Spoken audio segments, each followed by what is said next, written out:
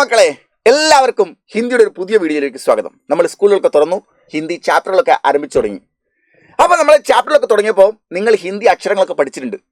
പക്ഷേ കുട്ടികളൊക്കെ ഹിന്ദി അക്ഷരങ്ങൾ പഠിച്ചിട്ടുണ്ടെങ്കിലും എല്ലാവർക്കും ഹിന്ദി ടെക്സ്റ്റ് ബുക്കിൽ പ്രിന്റ് ചെയ്തിരിക്കുന്ന എല്ലാ വാക്കുകളും വായിച്ചെടുക്കാൻ പറ്റുന്നില്ല. എന്താണ് അതിന് കാരണം? ഹിന്ദി അക്ഷരം പഠിച്ചിട്ട് ഹിന്ദി വായിക്കാൻ കഴിയാത്തത് എന്തുകൊണ്ട്? ഇങ്ങനത്തെ പ്രശ്നം നിങ്ങളെ അലട്ടുന്നുണ്ടോ? ആ പ്രശ്നങ്ങൾക്ക് ഇന്ന് പരിഹാരമുണ്ടാവും. ഈ വീഡിയോ കാണുന്നതോടെ നിങ്ങൾ അത്തരം പ്രശ്നങ്ങളൊക്കെ പരിഹാരമാകുകയും നിങ്ങൾ സുന്ദരമായി ഹിന്ദി ഏത് വാക്കും വായിച്ചെടുക്കുന്നതിലേക്ക് എത്തുകയും ചെയ്യും. എന്താണ് നമ്മൾ നോക്കാം. ആദ്യം നമുക്ക് ഹിന്ദി അക്ഷരങ്ങൾ നോക്കാം. മക്കളെ, ഇതാണ് നിങ്ങൾ കാണുന്ന അക്ഷരങ്ങൾ. ഹിന്ദിയിലെ അക്ഷരങ്ങളാണ് നിങ്ങൾ കാണുന്നത്. ഇത് സ്വരാക്ഷരങ്ങളെന്നും വ്യഞ്ജനാക്ഷരങ്ങളെന്നും രണ്ടായി മാറ്റി വെച്ചിട്ടുണ്ട്. എന്തിനാണ് ഇങ്ങനെ സ്വരാക്ഷരങ്ങളും വ്യഞ്ജനാക്ഷരങ്ങളും മാറ്റി വെച്ചിരിക്കുന്നത്? സ്വരാക്ഷരങ്ങൾ എന്താണ്, വ്യഞ്ജനാക്ഷരങ്ങൾ എന്താണ് ഇവ തമ്മിലുള്ള പ്രത്യേകത? സ്വരാക്ഷരങ്ങൾ രണ്ട് വരിയായിട്ട് ചെയ്തതും വ്യഞ്ജനാക്ഷരങ്ങൾ അടിയിൽ ഇങ്ങനെ ചതുർത്ത് ചെയ്തതും എന്നാണോ? അല്ല. എന്താ അതിന്റെ പ്രത്യേകത? സ്വരാക്ഷരങ്ങൾ സ്വതന്ത്രമായ അക്ഷരങ്ങളാണ്. അപ്പൊ അടിയിലത്തെ അക്ഷരങ്ങൾ സ്വതന്ത്രമായ അക്ഷരങ്ങളാണോ? അല്ല. സ്വരാക്ഷരങ്ങൾ മറ്റൊരക്ഷരങ്ങളെ കലർപ്പില്ലാത്തവയാണ്. അപ്പൊ അടിയിലത്തെ അക്ഷരങ്ങൾക്ക് മറ്റൊരക്ഷരങ്ങളെ കലർപ്പുണ്ടോ? ഉണ്ടാവും. സംസാരിക്കുമ്പോൾ ചുണ്ടുകൾ പരസ്പരം കൂട്ടിമുട്ടാത്തവയാണ് സ്വരാക്ഷരങ്ങൾ. എന്നാൽ ഹിന്ദിയിലെ അടിയിലെ വ്യഞ്ജനാക്ഷരങ്ങൾ സംസാരിക്കുമ്പോൾ ചുണ്ടുകൾ പരസ്പരം കൂട്ടിമുട്ടുന്നവയാണ്. മുകളിലത്തെ സ്വരാക്ഷരങ്ങൾ തൊണ്ടയിൽ നിന്ന് മാത്രം ഉണ്ടാവുന്നവയാണ്. എന്നാൽ അടിയിൽ പറഞ്ഞിരിക്കുന്ന വ്യഞ്ജനാക്ഷരങ്ങൾ തൊണ്ടയിൽ നിന്ന് മാത്രമല്ല ഉണ്ടാവുന്നത്. എന്താണ് അതിന്റെ പ്രത്യേകത? അപ്പൊ നമ്മൾ നോക്കുക എങ്ങനെയാണ്. സ്വരാക്ഷരങ്ങൾ സ്വതന്ത്രമായ അക്ഷരങ്ങളാണ്. അതായത് നോക്ക്, അ ആ ഇ ഈ, നോക്ക്, ശ്രദ്ധിച്ചു നോക്കിയേ. അ അ ആ ഇ ഈ ഉ ഊ ഋ എ ഐ ഓ ഔ അം അ. നമ്മുടെ മലയാളത്തില് എ എ ഐ ഉണ്ട് അല്ലേ? എങ്ങനെയാണ് മലയാളത്തിൽ? നമ്മൾ നോക്ക്, എ എ ഐ എന്ന് പറയുന്ന അക്ഷരമുണ്ട്. അതായത് ഇങ്ങനെ എ എന്ന് പറയുന്ന അക്ഷരമുണ്ട്. പിന്നെ ഓ ഓ ഔ എന്ന് പറയുന്ന അക്ഷരമുണ്ട്. അതായത് ഈ അക്ഷരമുണ്ട്. ഹിന്ദിയിൽ ഈ വട്ടമിട്ട രണ്ട് അക്ഷരങ്ങളും ഇല്ല. അപ്പൊ നമ്മൾ ഹിന്ദിയിൽ നിന്ന് നേരിട്ട് എ കഴിഞ്ഞാൽ ഒറ്റ പോക്കാണ് ഐയിലേക്ക്, ഇല്ലേ? പിന്നെ നമ്മൾ ഓ കഴിഞ്ഞാൽ ഒരൊറ്റ പോക്കാണ് ഔയിലേക്ക്. അങ്ങനെയാണ് ഹിന്ദിയിൽ വരുന്നത്. അപ്പൊ നോക്ക്, ഹിന്ദിയിൽ ഇങ്ങനെയാണ് വരുന്നത്. ആ ആ ഇ ഈ ഉ ഊ ഋ എ ഐ ഓ ഔ. ഇങ്ങനെയാണ് 11 അക്ഷരങ്ങളാണുള്ളത്. എന്നാൽ അവിടെ 13 എഴുതി കാണുന്നുണ്ട്.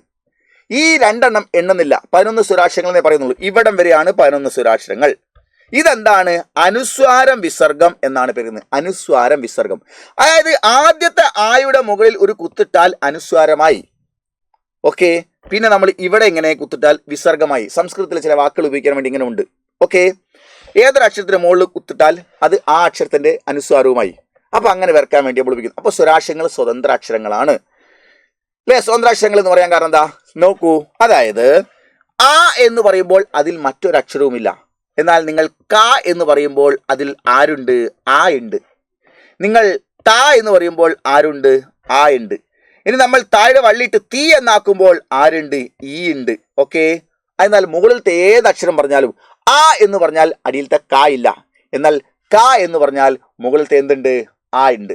അപ്പോ സ്വരാക്ഷരങ്ങൾ സ്വതന്ത്ര അക്ഷരങ്ങളാണ്. ഓക്കെ. മറ്റക്ഷരങ്ങളെ കലർപ്പില്ലാത്തവയാണ്. പിന്നെയോ സംസാരിക്കുമ്പോൾ ചുണ്ടുകൾ പരസ്പരം കൂട്ടിമുട്ടില്ല. നോക്കിയേ, അ ആ ഇ ഈ ഉ ഊ ഋ എ ഐ ഓ ഔ. അം ആ എന്നുള്ള അനുസ്വാരം വിസർഗമാണെന്ന് ഞാൻ പറഞ്ഞു. ഓക്കെ. സംസാരിക്കുമ്പോൾ ചുണ്ടുകൾ പരസ്പരം കൂട്ടിമുട്ടില്ല. എന്നാൽ അടിയിലത്തെ വ്യഞ്ജനാക്ഷരങ്ങൾ നമ്മൾ എടുത്തു നോക്കുക. പാപ്പ ബമ്പമ്മ ചുണ്ടിലാണ് സംസാരിക്കാൻ പറ്റുമോ? ഇല്ല. അപ്പൊ സ്വരാക്ഷരങ്ങൾ സ്വതന്ത്രാക്ഷരങ്ങളാണ്. മറ്റക്ഷരങ്ങളെ കലർപ്പില്ലാത്തവയാണ്.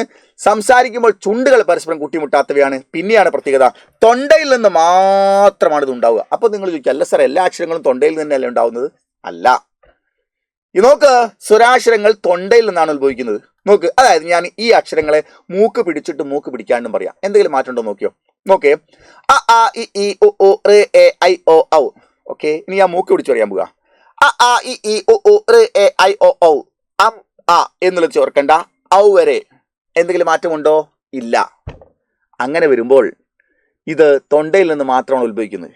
എന്നാൽ നമ്മൾ പഠിക്കാൻ പോകുന്ന വ്യഞ്ജനാക്ഷരങ്ങൾ നോക്ക്. ഇത് നമ്മൾ മൂക്ക് പിടിച്ചു മൂക്ക് പിടിക്കാണ്ടും പറയാ. കാക്ക ഗംഗങ്ങ ചാച്ച ജഞ്ചഞ്ഞ ടാറ്റ ഡണ്ടണ്ണ താത്ത ദന്തന്ന പാഫ ബമ്പമ്മ യാരാലാവാശാഷ ക്ഷാത്രജ്ഞ ഒക്കെ ഉണ്ട്. ഇത് നമ്മൾ മൂക്ക് പിടിച്ചിട്ടാണ് ഇനി എന്ന് പറയാൻ പോകുന്നത്. കാക്ക ഗംഗങ്ങ ചാച്ച ജഞ്ചഞ്ഞ ടാറ്റ ഡണ്ടണ്ണ താത്ത ദന്തന്ന പാഫ ബമ്പമ്മ യാരാലാവാശാഷ. വ്യത്യാസം നോക്ക്. അതായത് വ്യഞ്ജനാക്ഷരങ്ങളൊക്കെ സംസാരിക്കുമ്പോൾ അവസാനം കുറച്ച് എയർ മൂക്കിലൂടെയും പോകുന്നുണ്ട്. അപ്പോൾ മാത്രമേ അതിൻ്റെ ഉച്ചാരണം കൃത്യമാവുകയുള്ളൂ. അപ്പം മൂക്കും കൂടെ സഹായിക്കുന്നുണ്ട് അടിയിലത്തെ അക്ഷരങ്ങൾക്ക്. ഓക്കെ, നാസികാക്ഷരങ്ങൾ എന്ന് പറയും. മുകളിലത്തെ അക്ഷരങ്ങൾ സ്വതന്ത്രമായി തൊണ്ടയിൽ നിന്ന് മാത്രം ഉള്ളതാണ്. ഇതാണ് സ്വരാക്ഷരം വ്യഞ്ജനാക്ഷരം തമ്മിലുള്ള ബേസിക് ആയ വ്യത്യാസം. ഓക്കെ, അപ്പൊ നമുക്ക് വ്യഞ്ജനാക്ഷരങ്ങൾ ഏതൊക്കെയാണ്? ക, ഖ, ഗ, ഘ, ങ, ച, ഛ, ജ, ഝ, ഞ, ട, ഠ, ഡ, ഢ, ണ, ത, ഥ, ദ, ധ, ന, പിന്നെയോ പ, ഫ, ബ, ഭ, മ, യ, ര, ല, വ, ശ, ഷ, സ, ഹ. ഓക്കെ, പിന്നീട് നമ്മൾ ഇതിൻ്റെ അകത്ത് തന്നെയുള്ള അക്ഷരങ്ങളെ കൂട്ടിച്ചേർത്തുണ്ടാക്കിയാണ് കായും ഷായും ചേർത്തൊരു ക്ഷ, തായും റായും ചേർത്തൊരു ത്ര, ജായും ജ്ഞായും ചേർത്ത് ജ്ഞ, ഷായും റായും ചേർത്ത് ഷ. അത് കൂട്ടക്ഷരമാണ്. അതായത് ഇതിൻ്റെ അകത്ത് തന്നെയുള്ള അക്ഷരങ്ങളെ രണ്ടെണ്ണം അടുത്തടുത്ത് വീതേണ്ടിരാണെങ്കിൽ സംയുക്തമായി ഉണ്ടാക്കിയ അക്ഷരമാണിത്. അപ്പോൾ സ്വരാക്ഷരങ്ങൾ 11 എണ്ണവും വ്യഞ്ജനാക്ഷരങ്ങൾ 33 എണ്ണമാണുള്ളത്. 4 കൂട്ടക്ഷരങ്ങൾ വേറെയുമുണ്ട്. ഓക്കെ, അതിനെ നമ്മൾ എണ്ണാൻ പാടില്ല, കാരണം ഓരോന്നായിട്ട് എണ്ണിപ്പോയതുകൊണ്ട്. ഇതാണ് സ്വരാക്ഷരവും വ്യഞ്ജനാക്ഷരങ്ങളും. പക്ഷേ ഇത്രയും അക്ഷരങ്ങൾ പഠിക്കുമ്പോൾ നമുക്കൊരു പ്രത്യേകത ഉണ്ട്. ഹിന്ദി ഭാഷയിലെ എല്ലാ അക്ഷരങ്ങൾക്ക് മുകളിൽ മക്കളെ വരയുണ്ട്. ഹിന്ദി ഭാഷയിലെ എല്ലാ അക്ഷരങ്ങൾക്ക് മുകളിൽ എന്തുണ്ട്? വരയിടണം. എന്നാൽ നിങ്ങൾ നോക്ക്, ത, ദ, ഭ എന്നീ 3 അക്ഷരങ്ങൾക്ക് മുകളിലൂടെ ഒരു കാരണവശാലും പൂർണ്ണമായി സ്കെയിൽ വെച്ച പോലെ വരയിടാൻ പാടുള്ളതല്ല. അങ്ങനെ ഇട്ട് കഴിഞ്ഞാൽ അർത്ഥം മാറും. കാരണം ഇത് ദ്രഥം എന്ന ധായാണ്. ഇതിന് മുകളിൽ നോക്ക്, വരാൽപ്പം വിട്ടിട്ടാണ്. അത് കൂട്ടി വരച്ചാൽ ഇങ്ങനെയായി പോവും. ഇത് യ എന്നാണ് വായിക്കുക. സമാനമായ കൂട്ടി വരച്ച മറ്റൊരു അക്ഷരമുണ്ട്. ഇത് നോക്ക്, ധ എന്നാണ്. മുകളിൽ കൂട്ടി വരച്ചിട്ടില്ല, ചുണ്ട് വളച്ചിട്ടുണ്ട്. ഇവിടെയാണെങ്കിൽ നോക്ക്, കൂട്ടി വരച്ചിട്ടുണ്ട്, അത് ഘയാണ്. ഇത് ഭായാണ്, കൂട്ടി വരച്ചിട്ടില്ല. ഇത് മായാണ്, കൂട്ടി വരച്ചിട്ടുണ്ട്. അപ്പൊ ഹിന്ദിയിൽ അക്ഷരം കണ്ടുപിടിച്ച സമയത്ത് അവർക്ക് ഈ അക്ഷരങ്ങൾ അല്ലാണ്ട് സാമ്യമുള്ള അക്ഷരങ്ങളായി പോയി. അപ്പൊ അവരൊരു കാര്യം തീരുമാനിച്ചു, ഇതിന് പകരം വേറെ ഈ അക്ഷരങ്ങൾക്ക് സാമ്യത ഇല്ലാതെ വേറെ അക്ഷരം കണ്ടുപിടിച്ചാൽ പ്രശ്നം ഉണ്ടാവില്ലായിരുന്നു. പക്ഷെ അപ്പോൾ അവർ കാര്യം തീരുമാനിച്ചു, ചുണ്ട് വളയ്ക്കുക, വിട്ട് വരയ്ക്കുക, ചുണ്ട് വളയ്ക്കുക, വിട്ട് വരയ്ക്കുക, ചുണ്ട് വളയ്ക്കുക, വിട്ട് വരയ്ക്കുക. ഇത് വളയ്ക്കേണ്ട, കുട്ടി വരയ്ക്കുക, വളയ്ക്കേണ്ട, കുട്ടി വരയ്ക്കുക, വളയ്ക്കേണ്ട, കുട്ടി വരയ്ക്കുക. അങ്ങനെ അപ്പോൾ ഹിന്ദി ഭാഷയിലെ എല്ലാ അക്ഷരങ്ങൾക്ക് മുകളിൽ വരയുണ്ട്. എന്നാൽ ധ, ധ, ഭ എന്നീ 3 അക്ഷരങ്ങൾക്ക് മുകളിലൂടെ പൂർണ്ണമായും ഒരു കാരണവശാലും വരയിടാൻ പാടില്ല. ഇട്ട് കഴിഞ്ഞാൽ അത് നേരെ മുൻപിൽ കാണുന്ന അക്ഷരമായി മാറും. ഇതാണ് മക്കളെ ഹിന്ദി ഭാഷയിലെ സ്വരാക്ഷരവും വ്യഞ്ജനാക്ഷരവും തമ്മിലുള്ള വ്യത്യാസം. അപ്പോൾ നമുക്കൊരു പ്രശ്നമുണ്ട്. സ്വരാക്ഷരവും വ്യഞ്ജനാക്ഷരവും ഇതാണ് നിങ്ങൾ കണ്ടു, ഇതാണ് സ്വരാക്ഷരവും വ്യഞ്ജനാക്ഷരങ്ങളും. പക്ഷേ ഈ സ്വരാക്ഷരവും വ്യഞ്ജനാക്ഷരമൊക്കെ നിങ്ങൾ പഠിച്ചു കഴിഞ്ഞാൽ നിങ്ങൾക്ക് ഹിന്ദി ടെക്സ്റ്റ് ബുക്കിൽ എഴുതിയിരിക്കുന്ന എല്ലാ വാക്കുകളും വായിച്ചെടുക്കാൻ പറ്റുന്നില്ല. അതാണ് നമ്മൾ ഇന്ന് ചർച്ച ചെയ്യാൻ പോകുന്നത്. എന്താ കാരണം? ഹിന്ദി വായിക്കേണ്ടത് എങ്ങനെയാണ് ആദ്യം നോക്ക്. ഞാൻ പറയും നോക്ക്, ഹിന്ദിയിൽ നോക്ക്, ഈ അക്ഷരം എന്താ മക്കളെ വായിക്കുന്നത്? ഇത് ക എന്നാണ് ഈ അക്ഷരം വായിക്കുന്നത്. ഈ അക്ഷരം എന്താണ് വായിക്കുന്നത്? ല എന്നാണ് അക്ഷരം. ഈ അക്ഷരം എന്താണ്? മ എന്നാണ്. അങ്ങനെയാണ് ഇതെന്താ വായിക്കുക? കലമ എന്നാണോ? അല്ല. ഇത് നമ്മൾ വായിക്കേണ്ടത് ഹിന്ദി ഭാഷയിൽ പ്രത്യേകത ഉണ്ട്. ഒരു വാക്ക് വായിക്കുന്ന സമയത്ത് അക്ഷരത്തെ എങ്ങനെയാണോ അതുപോലെ നിങ്ങൾ വിളിച്ചു പറഞ്ഞോളൂ. പക്ഷേ അവസാനത്തെ അക്ഷരം എത്തുമ്പോൾ, ഒരു വാക്കിൽ അവസാനത്തെ അക്ഷരം എത്തുമ്പോൾ, അവിടെ എത്തുമ്പോൾ ആ അക്ഷരത്തെ പകുതിയെ പറയാവൂ. അങ്ങനെയാണെങ്കിൽ ക ഫുള്ള് പറയാ, ല ഫുള്ള് പറയാ, മ പകുതിയെ പറയോ. അപ്പൊ എങ്ങനെ വായിക്കും? ക ല അപ്പൊ എന്ത് വായിക്കും? കലം. കാല കലം എന്നാണ് വായിക്കുക. ഓക്കെ, ഈ അക്ഷരം കൊണ്ട് തന്നെ വേറൊരു വാക്ക് ഉണ്ടാക്കുക. ഇതെങ്ങനെ നമ്മൾ വായിക്കുക? ക മ ല എന്ന് എഴുതി. ഇത് കമല എന്ന് വായിക്കോ? ഇല്ല. ഇത് നമ്മൾ എന്താ വായിക്കുക? എന്നാ ക ല എന്ന് വായിക്കോ? ഇല്ല. ഇത് തെറ്റാണ്. എങ്ങനെയാ വായിക്കേണ്ടത്? അവസാനത്തെ അക്ഷരത്തെ പകുതിയെ പറയാൻ പാടുള്ളൂ. അപ്പൊ ക മ ല എന്ന് എഴുതിയാൽ ക മ ലായുടെ പകുതി. അപ്പൊ എന്താവും? കമൽ എന്നാണ് വായിക്കുന്നത്. അപ്പൊ ഹിന്ദി ഭാഷയിൽ വാക്ക് വായിക്കുന്ന സമയത്ത് ഏത് വാക്കിൽ ഏത് അക്ഷരം അവസാനം വരുന്നുവോ ആ അക്ഷരത്തെ പൂർണ്ണമായി അവിടെ എത്തുമ്പോൾ പറയരുത് എന്ന് മാത്രമേ ഉള്ളൂ. അപ്പൊ അക്ഷരം എങ്ങനെയാണോ നിങ്ങൾ എഴുതി പഠിച്ചത് അതിനെയാണ്, ആ അക്ഷരത്തെ അതുപോലെയാണ് വിളിച്ചു പറയുന്നത്. അപ്പൊ നമ്മൾ ഇംഗ്ലീഷിൽ ഇങ്ങനെ പറ്റുമോ? നമ്മൾ നോക്ക് മക്കളെ, ഇംഗ്ലീഷിൽ നമ്മെങ്ങനെയോ WORK, ഇതാരെങ്കിലും WORK എന്ന് വായിക്കാറുണ്ടോ? വർക്ക് എന്ന് വായിക്കണം. എന്നാൽ ആദ്യത്തെ അക്ഷരം വ് എന്നാണോ? അല്ല, അത് W എന്ന് പറയണ്ടേ. എന്നാൽ അതിന്റെ പ്രൊനൗൺസിയേഷൻ W എന്ന അക്ഷരത്തിന്റെ പ്രൊനൗൺസിയേഷൻ വ് എന്നായി വരുന്നു. നമ്മൾ PUT എന്ന് പറഞ്ഞാൽ പുട്ട് അല്ലേ? എന്നാൽ CUT എന്നാരെങ്കിലും എന്താണ് കുട്ട് എന്ന് പറയാറുണ്ടോ? ഇല്ല. അപ്പൊ നമ്മൾ നോക്ക്, ഇംഗ്ലീഷിൽ ഒരു പ്രത്യേകത എന്താന്ന് വെച്ചാൽ ഓരോ അക്ഷരത്തിന്റെയും ഒരു വിളിപ്പേരും മറ്റൊരു പ്രൊനൗൺസിയേഷനും ഉണ്ട് അല്ലേ? അപ്പൊ നിങ്ങൾ ആലോചിച്ച് നോക്ക്. എന്നാൽ ഹിന്ദി നമ്മൾ എന്താണോ അക്ഷരം, ആ അക്ഷരത്തിന് എന്താണോ വിളിപ്പേര് അത് തന്നെയാണ് അതിന്റെ പ്രൊനൗൺസിയേഷൻ. അപ്പൊ ഹിന്ദി അക്ഷരം പഠിച്ചാൽ നമുക്ക് എന്താക്കാൻ പറ്റും? ഹിന്ദി വായിക്കാൻ പറ്റും. പക്ഷെ ഒരു പ്രശ്നം, ഇംഗ്ലീഷ് നമ്മൾ പിന്നും വായിക്കുന്നു അല്ലേ?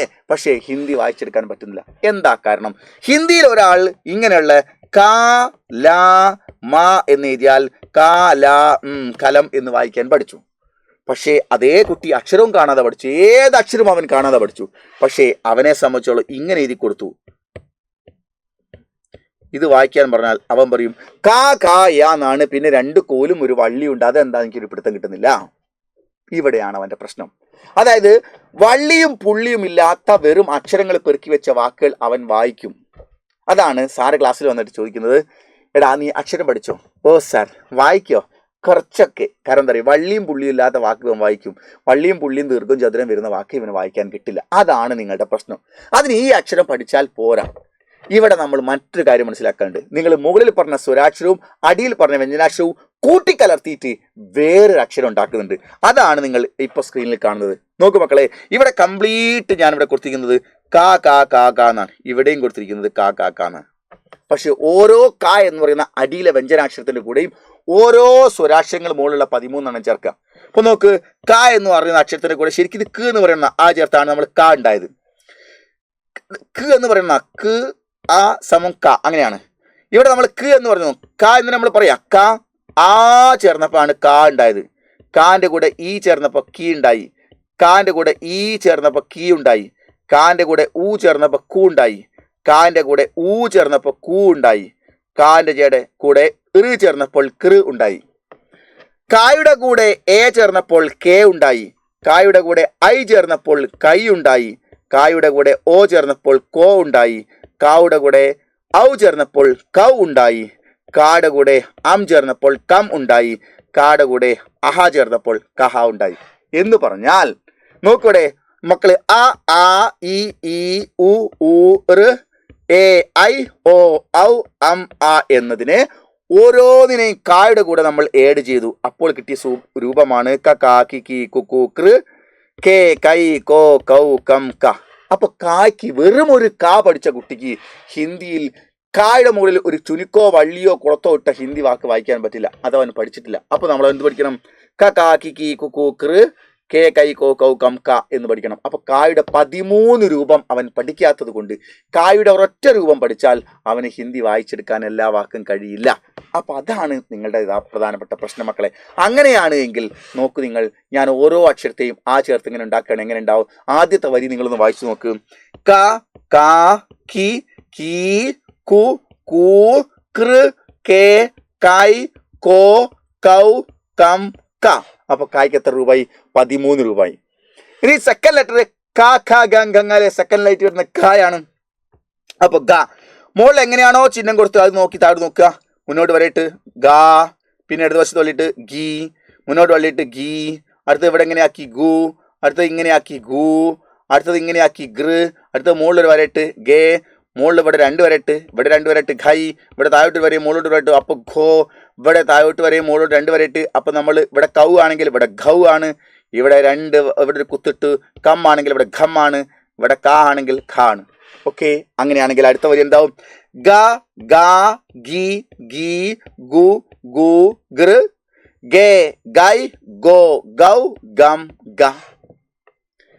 ഇനി നോക്കിയോ, അടുത്തത് ഗ ഘ ഘി ഘീ ഘു ഖു ഖൃ ഖേ ഖൈ ഖോ ഖൗ ഖം ഖ. തൊട്ട് മുകളിൽ എങ്ങനെയാണ് ചിഹ്നം നോക്കിയത് അതുപോലെ ചിഹ്നം താഴോട്ടേക്ക് ഇറക്കി മതി. നോക്ക്, ങ ങ ങി ങീ ങു ങു ങൃ ങേ ങൈ ങോ ങൗ ങം ങ.